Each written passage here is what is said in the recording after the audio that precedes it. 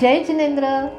हम सुन रहे हैं संत शिरोमणि आचार्य श्री विद्यासागर मुनिराज जी का पूरा जीवन चरित्र कथा रूप से।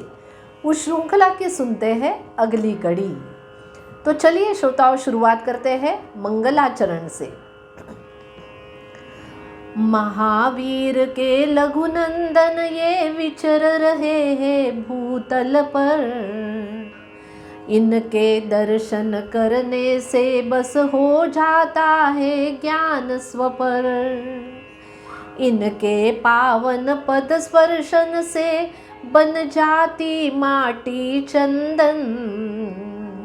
ऐसे गुरु विद्यासागर को मेरा शत शत वंदन, शत शत वंदन, शत शत वंदन, शत शत वंदन। बोलिए पंच परमेष्ठी भगवान की जय जय जय। आचार्य श्री विद्यासागर मुनिराज जी की जय जय जय। चलिए श्रोताओं, शुरुआत करते हैं। हमने सुना आचार्य विद्यासागर महाराज जी लिखित हिंदी साहित्य संपदा को। उसमें पहले सुना मूक माटी महाकाव्य का परिचय।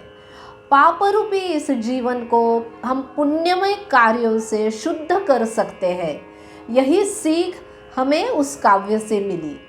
इसके बाद उनका कौन सा हिंदी साहित्य है ये भी सुना, और अब सुन रहे हैं उन्होंने किया हुआ ग्रंथों का पद्यानुवाद। जैन गीता, इस ग्रंथ के बारे में हमने यह ग्रंथ कैसे लिखा गया उसकी कहानी सुनी। अब आगे सुनने की उत्सुकता लग रही है ना हम सबको, तो चलिए शुरुआत करते हैं। यह जैन गीता ग्रंथ, ये तो पद्यानुवाद है। समण सुत्तम प्राकृत का ये ग्रंथ है। हमने सुना था यह क्या है, अनेक प्राकृत ग्रंथों के गाथाओं का वो संकलन है। जैसे समय सार, प्रवचन सार, नियम सार, द्रव्य संग्रह आदि अनेक प्रमुख ग्रंथों की जो गाथाएं हैं इसमें सम्मिलित की गई है। और आदरणीय स्वातंत्र सैनिक विनोबाजी भावे, इन्होंने यह ग्रंथ तैयार करने के लिए प्रेरणा दी, जो जैन धर्म के मुख्य सिद्धांत है और हर कोई इसे पढ़कर जैन धर्म समझ सकता है। तो उनकी प्रेरणा से ये जैन गीता ग्रंथ तैयार हुआ, लेकिन प्राकृत है समण सुत्तम। और उसमें 756 गाथाओं का यह ग्रंथ अद्भुत ही नहीं, वो तो सारभूत है। और ऐसे इस समण सुत्तम प्राकृत ग्रंथ का पद्यानुवाद विद्यासागर आचार्य श्री जी ने किया। आपको मालूम है यह पद्यानुवाद केवल 7.5 महीनों में किया गया। और कहाँ किया? सिद्ध क्षेत्र कुंडलगिरी पर पाठकों के सम्मुख जैन गीता के रूप में ये प्रस्तुत किया गया। क्या है ये जैन गीता ग्रंथ? ये 4 खंडों में विभाजित किया गया है। ज्योतिर्मुख, मोक्ष मार्ग, तत्वदर्शन और साद्वाद। श्रोताओ, ये नाम बोल के, सुन के हम हमारी जीवा को, हमारे कर्णेंद्रियों को पवित्र, पावन, पुण्यमय बना रहे हैं।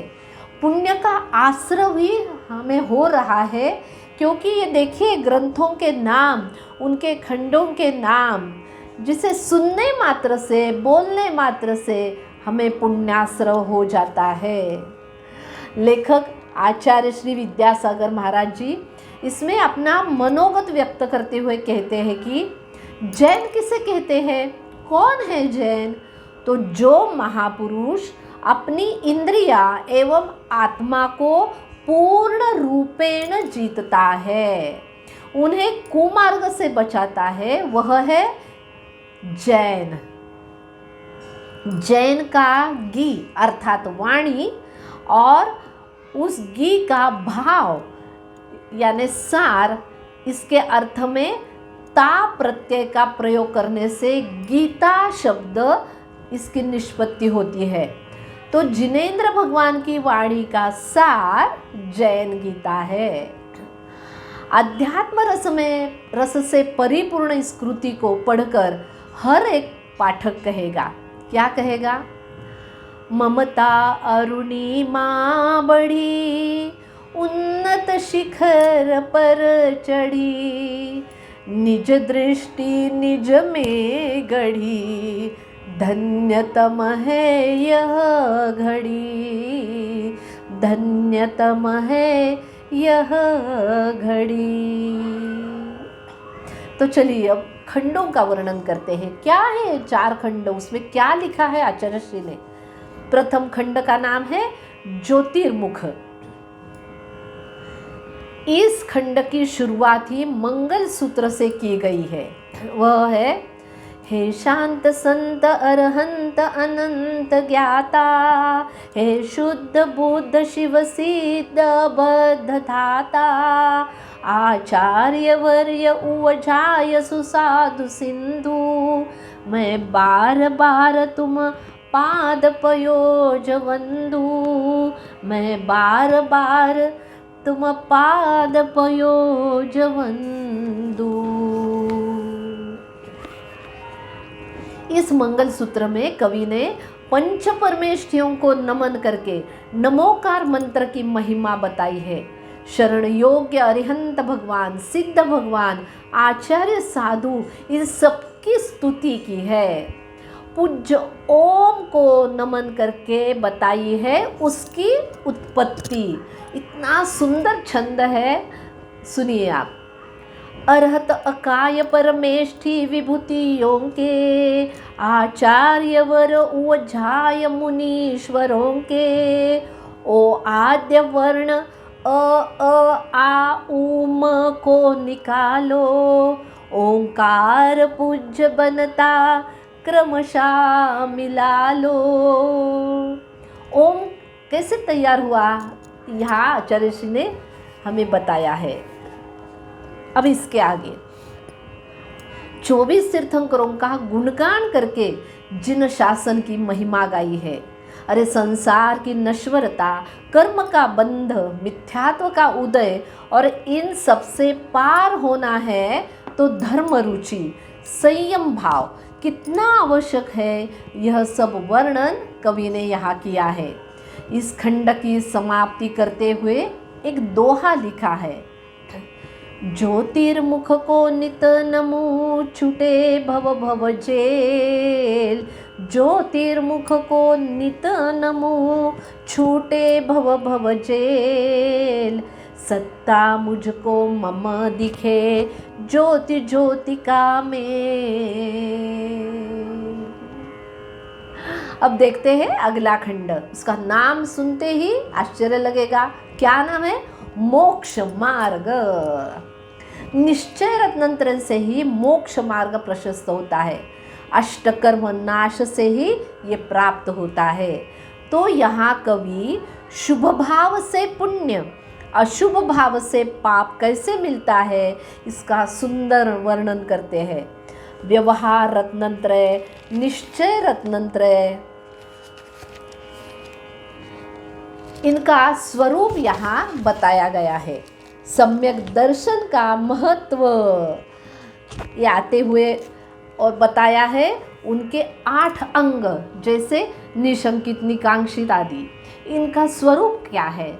सम्यक ज्ञान, सम्यक चारित्र, श्रावक धर्म, व्रत का महत्व, समिति, गुप्ति, तप, ध्यान, अनुप्रेक्षा, लेशा, इन सबका महत्व, उनके प्राप्ति का उपाय, इन सबका वर्णन यहाँ आया हुआ है।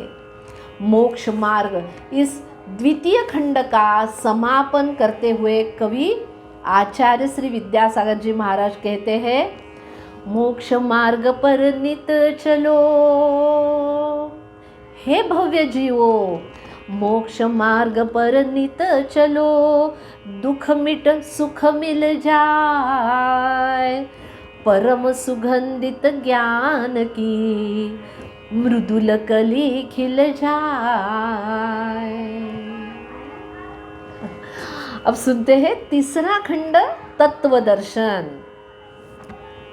इस खंड में कवि वर्णन करते हैं छह द्रव्यों का, जीव पुद्गल धर्म अधर्म आकाश काल इनका, और हर द्रव्य के गुणों का, लोकाकाश का, और बताते हैं तत्व दर्शन यही रहा निज दर्शन का हेतु।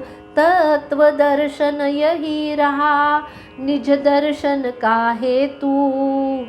जिन दर्शन का सार है भवसागर का सेतु।